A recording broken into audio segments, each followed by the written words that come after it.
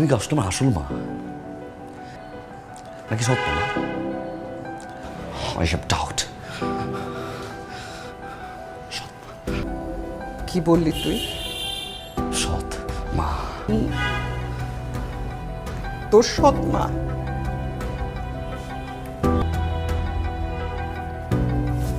আমি সৎ মাই ফাহিম, নাহলে তোর বাবা মারা যাবার পর কোলে পিঠে করে মানুষ করছি না, এত কষ্ট করছি, সবসময় তোর চিন্তা আমার মাথায়, আমার ছেলের কিচ্ছে ভালো হয়।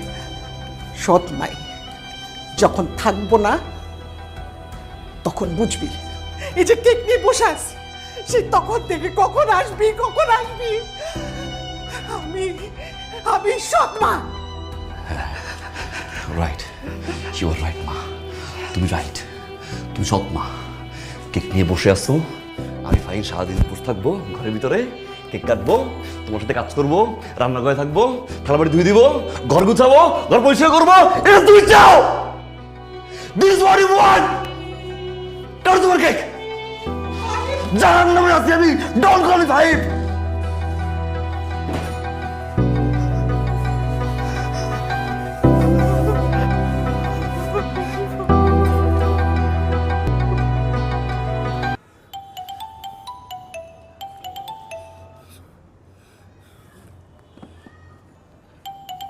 দেখ, একবার ফোন কাটলাম, আবার ফোন দিচ্ছিস। তুই চাটা কি? শুন, চাই কি? কি কি? খালাম্মা সহজ সরল মানুষ, বুঝাই কমই বুঝবো।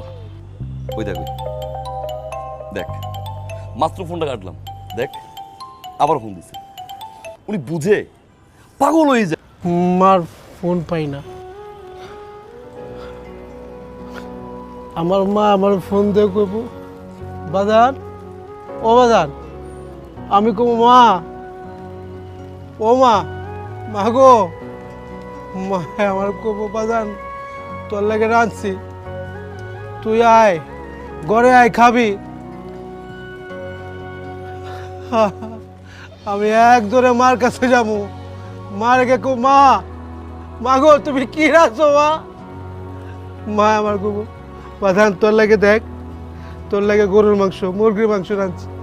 আমি কব মা খাবো, আর কব মা অনেক স্বাদ হয়েছে, মা অনেক স্বাদ হয়েছে। মা গো আমি কইতে পারি না, আজকে 7টা বছর হয়ে গেল আমি মারে মা করে রাখতে। মায়ের পুষবা নাইলে ঋণের সুদ হইব না।